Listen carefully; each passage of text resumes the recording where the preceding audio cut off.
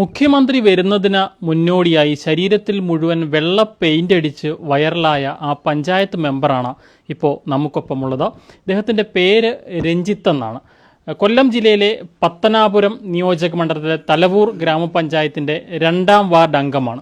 ഇദ്ദേഹം ഒരു BJPയുടെ 15ാം വാർഡ് അംഗമാണ്. ഇദ്ദേഹം BJPയുടെ പഞ്ചായത്ത് മെമ്പറാണ്. അപ്പോൾ എന്താണ് ഇന്നലെ അത്തരത്തിലൊരു പ്രതിഷേധത്തിലേക്ക് പോയത്? എങ്ങനെയാണ് വ്യത്യസ്തമായൊരു പ്രതിഷേധം? ഇന്നലെ മുതൽ പറയുകയാണ് പ്രതിഷേധം അല്ല എന്ന്. പ്രതിഷേധമല്ലായിരുന്നു. ഞാനൊരു ബഹുമാനം കൊടുത്തതാണ് നമ്മുടെ മുഖ്യമന്ത്രിക്ക്. അപ്പം ഇപ്പോഴും കേരളത്തിൽ കുറേ നാളുകൊണ്ട് ഞാൻ കാണുന്നത്, ഇപ്പം മൊബൈൽ ഓൺ ചെയ്താലും TV ഓൺ ചെയ്താലും ആദ്യം കാണുന്നതെന്ന് വെച്ച് കഴിഞ്ഞാൽ കറുപ്പിട്ടുകൊണ്ട് ആര് പോയാലും അവരെ അറസ്റ്റ് ചെയ്യുന്ന ഒരു നിലപാടാണ് കണ്ടുകൊണ്ടിരിക്കുന്നത്. എന്ത് പറയാൻ, ഏത് പാർട്ടിയുടെ ആണെന്നറിയില്ല, ഒരു പഞ്ചായത്ത് മെമ്പർ കറുത്ത ഷർട്ട് ഇട്ടിട്ട് പൊതിച്ചോറ് എടുക്കാനങ്ങാണ്ട് പോയിരുന്നതാണ്. ആ മെമ്പറിനെ പോലും അറസ്റ്റ് ചെയ്തു എന്നാണ് അറിഞ്ഞത്. ആ സ്ഥലത്ത് നിന്നും മുഖ്യമന്ത്രി പോയതിന് ശേഷമാണ് ആ മെമ്പറിനെ വിട്ട് അയച്ചത്. അതെന്തുകൊണ്ടാണ്? കറുത്ത ഷർട്ട് ഇട്ടതിൻ്റെ പേരിലാണ് ആ മെമ്പറിനെ അറസ്റ്റ് ചെയ്തത്. അയാളുടെ രാഷ്ട്രീയം എനിക്കറിയത്തില്ല, ചിലപ്പം LDFൻ്റെ ആവാം, കോൺഗ്രസ്സുകാരനാണല്ലോ. ഓക്കെ എന്നാലും ഞാൻ കണ്ടതാണ്. പെട്ടെന്ന് ഈ സോഷ്യൽ മീഡിയയിലെല്ലാം എപ്പോഴും വരുന്നതാണല്ലോ, അങ്ങനെ കണ്ടാണ്. അപ്പോൾ അപ്പോൾ ഞാൻ ചിന്തിച്ചെന്ന് പറഞ്ഞു കഴിഞ്ഞാൽ കറുപ്പിനോട് മാത്രമേ ഉള്ളൂ വിഷയം എന്നറിയാൻ വേണ്ടി ഈ പ്രതിഷേധം ചെയ്യുന്നതിന് 2 ദിവസം മുമ്പ് സ്പെഷ്യൽ ബ്രാഞ്ചിനെ വിളിച്ചിരുന്നു. ചോദിച്ചു, സാറേ എങ്ങനെയാണ്, ഞാനും കൂടുതൽ കറുത്ത ഡ്രസ്സ് ഉപയോഗിക്കുന്ന ഒരാളാണ് പൊതുവേ, പ്രത്യേകിച്ച് ഇപ്പം മണ്ഡലകാലമൊക്കെയാണ്. അപ്പം ഈ ഡ്രസ്സിലായാലും എന്തെങ്കിലുമൊക്കെ ഈ ഷർട്ടിലായാലും ഇടയ്ക്ക് കറുപ്പുണ്ടല്ലോ. അപ്പം എന്താ, കറുത്ത ഷർട്ട് ഇടാമോ, മുണ്ടോ കറുത്ത ഇട്ട് കഴിഞ്ഞാൽ എന്തായിരിക്കും? അതില്ല, പറ്റത്തില്ല, മെമ്പറൊക്കെ വന്നു കഴിഞ്ഞാൽ അറസ്റ്റ് ചെയ്യേണ്ടി വരും. കറുപ്പ് ഒരു പ്രതിഷേധമായിട്ട് തന്നെയാണ് കറുപ്പിനെ കാണുന്നത് എന്ന് തന്നെയാണ് പറഞ്ഞത്. അപ്പോൾ ഞാൻ കറുപ്പല്ലാതെ അപ്പോൾ ഞാൻ ഇത് തന്നെ ചോദിച്ചു, അപ്പം മൊത്തം വെള്ളയാക്കിയ കുഴപ്പമില്ല, വെള്ളയായാൽ കുഴപ്പമില്ല. അത് തന്നെയാണ് അവിടുന്ന് കിട്ടിയത്. അപ്പോൾ സ്വാഭാവികമായിട്ടും നിങ്ങളിപ്പം ഈ ലൈവ് കാണുന്നവർക്കും എൻ്റെ ഫേസ് ഈ ചാനൽ വഴി കാണുമ്പോൾ തോന്നുകയെന്ന് പറഞ്ഞു കഴിഞ്ഞാൽ ഇതിലും കുറച്ച് വെളുപ്പായിട്ടായിരിക്കും കാണുന്നത്. നമ്മളിപ്പോഴും ഫോട്ടോ എടുക്കുമ്പം കാണുന്നത്, നേരിട്ട് കാണുന്നത് രണ്ട് കളറായിരിക്കും, ഇല്ലേ? പൊതുവെ അങ്ങനെയല്ലേ? അപ്പോൾ അതുകൊണ്ടാണ് അവിടെ വരുന്നത് പറഞ്ഞു കഴിഞ്ഞാൽ, നമ്മുടെ ഇവിടുത്തെ DYFI പ്രവർത്തകരൊന്നും അല്ലായിരിക്കും അവരുടെ കൂടെ വരുന്നത്. എന്നെ നേരിട്ട് കണ്ടവരല്ലായിരിക്കും, ചാനൽ വഴിയൊക്കെ കണ്ട ആൾക്കാരാണ്. അപ്പോൾ അവർ വിചാരിക്കും ഇത്രയും വെളുത്തതല്ലല്ലോ, ഇവൻ്റെ ശരീരം താണ്ട് ഇതിലും കറുത്തിരിക്കുകയാണല്ലോ, സ്വാഭാവികമായിട്ട് ഇവൻ കരി തേച്ചുകൊണ്ട് വന്നതാവാം എന്നൊക്കെ പറയും. പിന്നെ ഞാനൊരു എക്സർവീസ്മാൻ ആകുമ്പം പെൻഷനറാണ്, അപ്പം താടിയൊക്കെ നരച്ചതാവാനേ സാധ്യതയുള്ളൂ എന്ന് പറയാം. ഈ മുടി നരച്ചതാണോ ഇപ്പോഴും? മുടിയിൽ മുഴുവൻ ഇത് നരയല്ല, അത് ഏതെങ്കിലും വെള്ളം ഉണ്ടെങ്കിൽ ഒന്ന് പിടിച്ചു നോക്കാം. ഒരുപാട് വെള്ളമുണ്ട്. അല്ല, ഏതെങ്കിലും ഒരു രൂപത്തിലോട്ട് പിടിച്ചോളൂ. പെയിന്റ് ആണല്ലേ? പോയില്ലേ? പെയിന്റാണ്. പെയിന്റാണ്. ഇനി 3-4 ദിവസം എടുക്കും ഇതൊന്ന് ഇളവാൻ വേണ്ടി. കുഴപ്പമില്ല. ഇവിടുത്തെ അമ്മമാരൊക്കെ എത്ര മാസങ്ങൾ കൊണ്ട് ത്യാഗം സഹിക്കുന്നു എന്നറിയാം, വർഷങ്ങൾ കൊണ്ട് സഹിക്കുന്നു. ഇപ്പോഴെന്ന് പറഞ്ഞു കഴിഞ്ഞാൽ പെൻഷനില്ല, എല്ലാവരും രാവിലെ മുതലേ വീട്ടിൽ വരും. ഇവരെല്ലാവരുടെ വിചാരം എന്ന് പറഞ്ഞു കഴിഞ്ഞാൽ മെമ്പറാണ് ഈ പെൻഷനെല്ലാം കൊടുക്കുന്നതെന്നൊക്കെയാണ് വിചാരം. പാവപ്പെട്ടവരാണ്, അവരുടെ ഗതികേട് സത്യം പറഞ്ഞു കഴിഞ്ഞാൽ ഭയങ്കര വിഷമം തോന്നും. ഈ കസേരയൊക്കെ എവിടെ നിന്ന് സംഘടിപ്പിച്ചു? അമേരിക്കക്കാർക്ക് മാത്രമല്ലല്ലോ സംഘടിപ്പിക്കാൻ പറ്റുന്നത്, നമുക്കും പറ്റുമല്ലോ. നമ്മുടെ മുഖ്യമന്ത്രി ഇതുവഴി വരുന്നതല്ലേ. അതുകൊണ്ട് ബഹുമാന സൂചകമായിട്ട് ഒരു പക്ഷേ 2-ാം മൂട്ടിൽ ഇറങ്ങേണ്ടി വന്നു കഴിഞ്ഞാൽ എന്ത് ചെയ്യും? അന്ന് എവിടെയോ പോയപ്പോൾ ഈ വണ്ടി ചെളിയിൽ താന്നായിരുന്നു. ഇവിടെ റോഡൊക്കെ നല്ലതാണ്, നമ്മുടെ വാർഡിലൂടെ ഈ മുഖ്യമന്ത്രി കടന്നുപോയ റോഡൊക്കെ നല്ല റോഡാണ്. പക്ഷേ ചിലപ്പോൾ അവിടെ പഞ്ചറാവാം, ടയർ പഞ്ചറായിക്കൂടെ? വേണമെങ്കിൽ പഞ്ചറായി ചിലപ്പോൾ ഒന്ന് ഇറങ്ങേണ്ടി വന്നു എങ്കിൽ ഈ കുറച്ച് ധാർഷ്ട്യം, കുറച്ചൊന്നല്ല നല്ലപോലെ ധാർഷ്ട്യവും അഹങ്കാരവും ഉള്ളത് തന്നെയാണ് നമ്മുടെ രാജാവ്. അപ്പം രാജാവിന് എല്ലാ കസേരയും ഇഷ്ടപ്പെടണമെന്നില്ല. ഈ വണ്ടിക്കകത്ത് തന്നെ ഇവരിരുന്ന് കഴിഞ്ഞാൽ ജാക്കി വെച്ച് പൊക്കുമ്പോൾ തന്നെ കുറച്ച് ബുദ്ധിമുട്ടുണ്ട് വണ്ടി പൊക്കാനായാലും. സ്വാഭാവികമായിട്ടും വെളിയിലിറങ്ങുവാണെങ്കിൽ എല്ലായിടത്തും ഇരിക്കത്തില്ല. പിന്നെ അവരുടെ പാർട്ടിക്കാരെ തന്നെ ആയിരിക്കും ഇത്ര വിളിക്കുന്നത്, നിങ്ങൾക്ക് കസേര എവിടെ? അപ്പം ഇത് സ്വാഭാവികമായിട്ടും കക്ഷിക്ക് ഏറ്റവും ഇഷ്ടപ്പെട്ട കസേര തന്നെ, അതുകൊണ്ടാണ് ഞാൻ അവിടെ ഇട്ട് കൊടുത്തത്. പിന്നെ അത് വെള്ളം അടിച്ചിരുന്നു, കണ്ടില്ലേ? ഇപ്പോൾ ഞാൻ കളർ തന്നെ ഉണ്ടോ, കറുത്ത കളറായിരുന്നു. അതുവരെ ഞാൻ അടിച്ച് വെളുപ്പാക്കിയിരുന്നു. ഒരുപാട് കഷ്ടപ്പെട്ടല്ലേ? ഒരുപാട് കഷ്ടപ്പെട്ടെന്ന് പറഞ്ഞാൽ ബാത്റൂമിലോട്ട് കയറി നോക്കിയേക്കണ്ടോ? ജനങ്ങൾക്ക് വേണ്ടി ഇതെല്ലാം എൻ്റെ ശരീരത്തിൻ്റെ രോമങ്ങളാണ്, എൻ്റെ മുടിയും വാരിയിട്ടല്ല. ബാത്റൂമിലോട്ട് നോക്കിയാൽ മതി, ബാത്റൂമിൽ മൊത്തം ഇതാ കിടക്കുന്നത്, എൻ്റെ ശരീരത്തിൽ നിന്ന് വലിച്ചിളക്കിയാണ്. ഈ ഓരോ രോമത്തിൻ്റെയും വില കണക്ക് ഈ മുഖ്യമന്ത്രി പറയേണ്ടി വരും കേട്ടോ.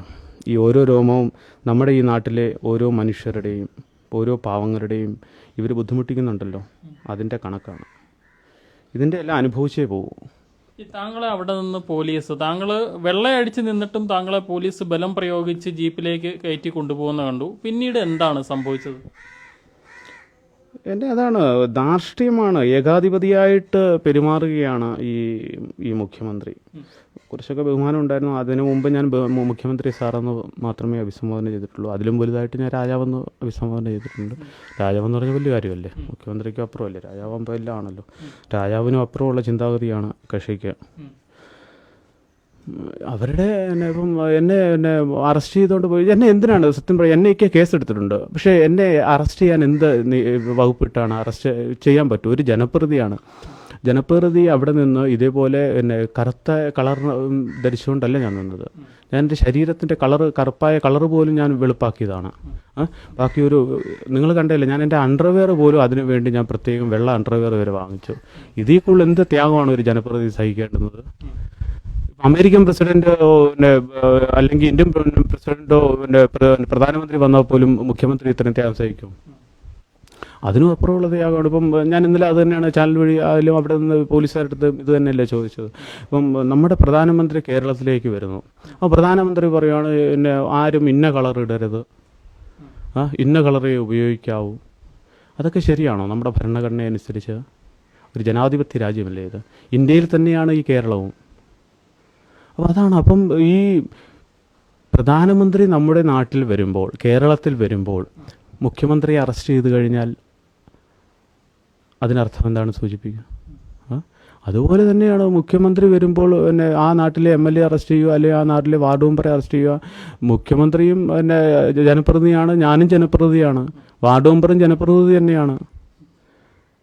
അപ്പം അവിടെയുള്ളവരെ ഞാനന്ന് പ്രതിഷേധിച്ചിട്ടില്ല. ഞാൻ പ്രതിഷേധം എന്നൊരു വാക്കുപോലും അവിടെ പറഞ്ഞിട്ടുണ്ട്. ചാനലുകാർ എത്രയോ തവണ പ്രതിഷേധം എൻ്റെ വായിൽ നിന്ന് കേൾക്കാൻ വേണ്ടി എന്നെ കൂടെ ചോദിക്കുന്നുണ്ടായിരുന്നു. ഇപ്പം തന്നെയും വ്യത്യസ്തമായ പ്രതിഷേധം എന്നല്ലേ നിങ്ങളും ചോദിച്ചത്? പ്രതിഷേധമല്ല, കക്ഷിയെ നമ്മുടെ റെസ്പെക്റ്റ് കൊടുക്കാൻ വേണ്ടി വന്നതല്ലേ. അപ്പം ഞാൻ മൊത്തവും വെള്ളയടിച്ചു. ഇതുകൂടെ ത്യാഗം എന്ത് സഹിക്കുന്നത്? അതാണ്ട് നിങ്ങൾ ഈ രോമം എണ്ണിക്കോ, നിങ്ങൾ ഇന്ന് വൈകിട്ട് വരെ ഇരുന്ന് എണ്ണിയാൽ ഇത്രയും സാധനത്തിൻ്റെ രോമം എണ്ണി തീരത്തില്ല എൻ്റെ. ഇതൊക്കെ എനിക്ക് അറിയാവൂ. ഇതിൻ്റെ ഈ 1.5 മണിക്കൂർ കൊണ്ട് ഈ രോമം പറിച്ചെടുത്ത വേദന എനിക്കറിയാം. പക്ഷേ ഈ വേദന എന്താണ്? ഓരോ നാട്ടിലെ ഓരോ പാവപ്പെട്ടവരുടെ വേദനയാണ്. KSRTC ജീവനക്കാരുടെ വേദനയാണ്. KSRTC പെൻഷൻ വാങ്ങിക്കുന്നവരുടെ വേദനയാണ്. അതേപോലെ ഇവൻ്റെയൊക്കെ വീട്ടിലുണ്ടെങ്കിലേ അവനൊക്കെ പിടിക്കൂ. ഈ പോലീസ് താങ്കൾ അവിടെ നിന്ന് കസ്റ്റഡിയിൽ എടുത്തുകൊണ്ട് പോകുന്നു, പിന്നീട് എപ്പോൾ വിട്ടയച്ചു? പോലീസിൻ്റെ ഒരു സമീപനം, താങ്കളൊരു മെമ്പർ കൂടിയാണ്, പോലീസിൻ്റെ സമീപനമൊക്കെ എങ്ങനെയുണ്ടായിരുന്നു? പോലീസിൻ്റെ സമീപനം എന്ന് പറഞ്ഞു കഴിഞ്ഞാൽ അവിടുന്ന് എന്നെ അറസ്റ്റ് ചെയ്യാൻ പാടില്ല. ഞാൻ പ്രകോപനമായിട്ട് എന്ത് ചെയ്തു? അവിടെ കടയുടെ കമ്പി കിടപ്പുണ്ടായിരുന്നു. ആ കമ്പി എടുത്ത് അകത്ത് വെപ്പിച്ചു. അവിടെ ഒരു അമ്മച്ചി അവിടെ ഇരുന്ന് സൈഡിലിരുന്ന് നാരങ്ങ വിൽക്കുന്ന ഒരു അമ്മച്ചി ഉണ്ടായിരുന്നു. ആ ത്രാസിൻ്റെ മറ്റേ തൂക്കുന്ന കട്ടകളുണ്ടല്ലോ, 1 1/2 കിലോയുടെയൊക്കെ, അതെല്ലാം അവിടെ കിടക്കുകയാണ്. അതെല്ലാം വീഡിയോയിൽ കണ്ടു കാണും. അതെല്ലാം എടുത്ത് ഞാൻ മാറ്റി വെപ്പിച്ചതാണ്. ആർക്കെങ്കിലും തോന്നിയ പോലെ എടുത്തെറിയാനും കാണും. പ്രത്യേകിച്ച് ഞാൻ ഇതുമായിട്ട് ഇവിടെ നിൽക്കുന്നു, എൻ്റെ അടുത്ത് നിന്നിട്ട് എറിഞ്ഞ് ഗ്ലാസ്സും കാണും പൊട്ടിച്ചു കഴിഞ്ഞാലോ, അത് ആർക്കെങ്കിലും കൊണ്ടുകഴിഞ്ഞാൽ അവിടെ ക്രമസമാനം നഷ്ടപ്പെട്ടില്ലേ നമ്മുടെ ഇവിടുത്തെ? പിന്നെ ആരെയും പിടിച്ചാൽ നിൽക്കത്തില്ല. അപ്പം എനിക്കറിയേണ്ടുന്ന ഇവർക്ക് ഏത് കളറിലാണ് പ്രശ്നം, ഏത് കളറിട്ട, ഇനി പച്ചയാണോ ചുവപ്പാണോ, ഏത് കളറാണെന്ന് വെച്ച് കഴിഞ്ഞാൽ ആ കളർ നമ്മൾ അത് മാത്രം ഉപയോഗിക്കാം. അപ്പോൾ ഇവർക്ക് സത്യം പറഞ്ഞു കഴിഞ്ഞാൽ നിങ്ങൾ ഈ ജനങ്ങളെ അല്ല ബുദ്ധിമുട്ടിക്കുന്നത്. ഈ പാവപ്പെട്ടവർ 1200 രൂപ പെൻഷൻ വാങ്ങുന്നവരല്ല ബുദ്ധിമുട്ടിക്കുന്നത്. എന്നെ പോലുള്ള ജനപ്രതിനിധികളുടെ ആണ്. മന്ത്രിമാർ മുതൽ വാർഡ് മെമ്പർമാർ വരെയുള്ള ജനപ്രതിനിധികളുടെ ഓണറേറിയം കട്ട് ചെയ്യുക. ഒരു വാർഡ് മെമ്പറിന് തന്നെ ഓണറേറിയം 8000 രൂപയാണ് കിട്ടുന്നത്. അപ്പോൾ ആ 8000 രൂപ കൊടുത്തിട്ട് എത്ര അമ്മമാർക്ക് പെൻഷൻ കൊടുക്കാൻ പറ്റും? ജനപ്രതിനിധിയുടെ കട്ട് ചെയ്യണം, എന്നിട്ട് കട്ട് ചെയ്തിട്ട് ബാക്കിയുള്ളവർക്ക് കൊടുക്കുക. ഇതിൻ്റെ പകുതി പൈസ വേണോ ഇവർക്ക് ഈ പെൻഷൻ കൊടുക്കണം? ജനപ്രതിനിധികളുടെ എല്ലാം കട്ട് ചെയ്ത് കഴിഞ്ഞാൽ അപ്പോൾ എല്ലാവരും ഇതുപോലും എല്ലാ മെമ്പർമാരും രാഷ്ട്രീയം നോക്കാതെ ഇവന്മാരെല്ലാം ഇറങ്ങും വെളിയിൽ. അവർക്ക് വേണ്ടി കാര്യങ്ങൾ ചെയ്യും, പാവപ്പെട്ടവർക്ക് വേണ്ടി. ഇതെല്ലാം ഉടായിപ്പാണ്, എല്ലാം കട്ട് തിന്നുകയാണ് എല്ലാം. നിങ്ങളൊരു കാര്യം ആലോചിക്കണം. പണ്ടെന്ന് പറഞ്ഞു കഴിഞ്ഞാൽ നമ്മളൊക്കെ ചത്ത് സ്വർഗത്തിൽ പോകുമ്പോൾ ഉണ്ടല്ലോ, സ്വർഗത്തിലായാലും നരകത്തിലായാലും നിങ്ങളുടെയൊക്കെ അപ്പൂപ്പന്മാർ മണ്ടയടിച്ച് കീറും. നമ്മൾ കയറി വന്നിട്ട് നമ്മൾ വിചാരിക്കും എൻ്റെ അപ്പൂപ്പൻ അവിടെ ഉണ്ടല്ലോ, അതാ വരുന്നത് അപ്പൂപ്പ എന്ന് പറഞ്ഞ് ചെല്ലുമ്പോൾ ചൊക്കുറ്റിയൊക്കെ ഒരാളായിരിക്കും തരുന്നത്. എന്തുമായിരിക്കും എന്ന് ചോദിക്കുന്നറിയോ? നീ ഇവിടുന്ന് കേരളത്തിൽ നിന്നല്ലേ വന്നേ? ഈ പണ്ടെന്ന് പറഞ്ഞു കഴിഞ്ഞാൽ ഞാനൊക്കെ അവിടെ ജീവിച്ച കാലത്ത് ഞാൻ ഈ ആക്രി സാധനം ഉണ്ടെങ്കിൽ കൊടുത്തിട്ട് പൈസ ഇല്ലെങ്കിൽ ഒരാഴ്ചത്തെ ബ്രേക്ക്ഫാസ്റ്റ് എങ്കിലും ഞങ്ങൾക്ക് അവർ അവലായിട്ട് തന്നിട്ടുണ്ടെന്ന് പറയും. ഇപ്പം അതേ സ്ഥാനത്തോ നീയൊക്കെ എവിടുന്നാടാ വരുന്നത്? കേരളത്തിൽ നിന്ന് വരുവാണ്. നീ ഈ ആക്രി സാധനം കഴുകി വൃത്തിയാക്കി നാട്ടിൽ കൊടുത്തിട്ട് 50-100 രൂപ അങ്ങോട്ട് കൊടുത്തിട്ടല്ലേ വരുന്നതെന്ന് ചോദിക്കും. എന്തെങ്കിലും ചിന്തിച്ചിട്ടുണ്ടോ? പണ്ട് ചിന്തിച്ചിട്ടുണ്ടോ? നമ്മുടെ പൂർവികർ ഇങ്ങനൊരു കാലം വരുന്ന ചിന്തിച്ചിട്ടുണ്ടോ?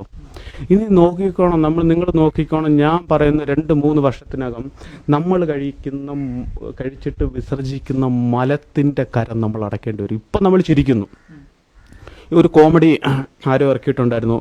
ഈ കക്കൂസി ചെന്നിട്ട് മലത്തിൻ്റെ മറ്റേ അളവൊക്കെ നോക്കുന്ന ഒരു കോമഡി ഞാൻ കണ്ടത്. ആ കോമഡിയായിട്ട് ചെയ്തു എങ്കിലും നോക്കിക്കണം, 1-2 വർഷത്തിനകം അതും വരും. മലക്കരം വരും, മൂത്രക്കരം വരും. ഇവിടെ നടക്കുന്നതിൻ്റെ ഒരു മറ്റേ TG മോഹൻദാസ് സാറാണെന്ന് പറഞ്ഞൊരു ഇൻ്റർവ്യൂവിൽ ഞാൻ കേട്ടിരുന്നു. നമ്മൾ റോഡിൻ്റെ വല സൈഡിൽ കൂടെയാണ് നടക്കുന്നതെന്ന് പറഞ്ഞാൽ വല സൈഡിൽ കൂടെ നടന്നു കഴിഞ്ഞാൽ ഓപ്പോസിറ്റ് വണ്ടി വരുമ്പോൾ നമുക്ക് മാറാൻ പറ്റും. ഇട സൈഡിൽ കൂടെ ആണ് ഈ ബാക്കിലൂടെ വണ്ടി വന്നു കഴിഞ്ഞാൽ വന്ന് ഇടിക്കാനുള്ള സാധ്യതയുണ്ട്. അതുകൊണ്ടാണ് വല സൈഡിൽ കൂടെ നടക്കണമെന്നല്ലോ പഠിപ്പിച്ചിരിക്കുന്നത്. അപ്പോൾ അതിൻ്റെ കരവും പെറ്റിയും വരും. ഇനി പോലും നോക്കണം, ക്യാമറ സ്ഥാപിപ്പിക്കും.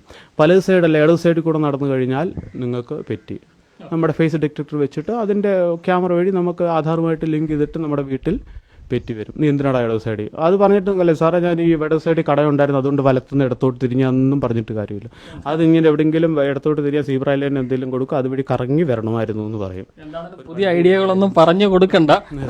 അല്ല, അങ്ങനെ ഒരുപാട് കാര്യം. നമ്മളിപ്പോൾ ചിരിക്കുകയാണ്, നമ്മൾ ഇതെല്ലാം ചിരിക്കുകയാണ്. ചിരിയല്ല ഇത്. 2-3 വർഷത്തിനകം നിങ്ങൾ നോക്കിയോ, നിങ്ങളും ഞാനും എല്ലാം ജീവിച്ചിരിപ്പുണ്ടെങ്കിൽ തീട്ടക്കരം നമ്മളെ കൊണ്ട് ഈ സർക്കാർ, ഈ പിണറായി സർക്കാർ നമ്മളെ കൊണ്ട് വാങ്ങിപ്പിക്കും. അത്രമാത്രം 300-400 രൂപ റെഗുലറൈസേഷൻ ഫീസും മറ്റേ പെർമിറ്റിൻ്റെ ഫീസൊക്കെ ഇപ്പോൾ 27,000-30,000 രൂപ ആക്കിയിരിക്കുകയാണ്. അറിയാമോ ഓരോന്നും? എത്രമാത്രമാണ് ബുദ്ധിമുട്ടിക്കുന്നത്. അല്ല, എല്ലാവരും ഉണർന്നേ പറ്റുമോ? ഇപ്പോൾ എത്രമാത്രം ഇങ്ങനെ ഉറങ്ങിക്കിടന്നാൽ പറ്റും? എല്ലാം സഹിക്കും, ദൈവം ചെയ്യുന്നതെന്നും പറഞ്ഞിട്ട് കാര്യമില്ല. എല്ലാത്തിനും ദൈവത്തിൻ്റെ മട്ടയിലൊന്നും എല്ലാം ഇടരുത് കേട്ടോ. ഇതൊക്കെ നമ്മൾ പ്രതികരിച്ചില്ല എങ്കിൽ നമ്മൾ അനുഭവിക്കും, നമ്മൾ തന്നെയാണ് അനുഭവിക്കേണ്ടത്. അപ്പോൾ മേളിൽ ചെന്ന് അടിയുള്ളണ്ടെങ്കിൽ ഇതുപോലെ പ്രതികരിച്ചോളാം കേട്ടോ. എന്തായാലും ഇതൊക്കെയാണ് ഇന്നലെ വെള്ള പെയിന്റ് അടിച്ചുകൊണ്ട് വൈറലായ വാർഡ് മെമ്പർ രഞ്ജിത്തിന് പറയാനുള്ളത്. പത്തനാപുരത്തു നിന്നും ക്യാമറമാൻ അരുൺ മലയിലിനൊപ്പം Rahul Irumbukuzhi, focus news TV.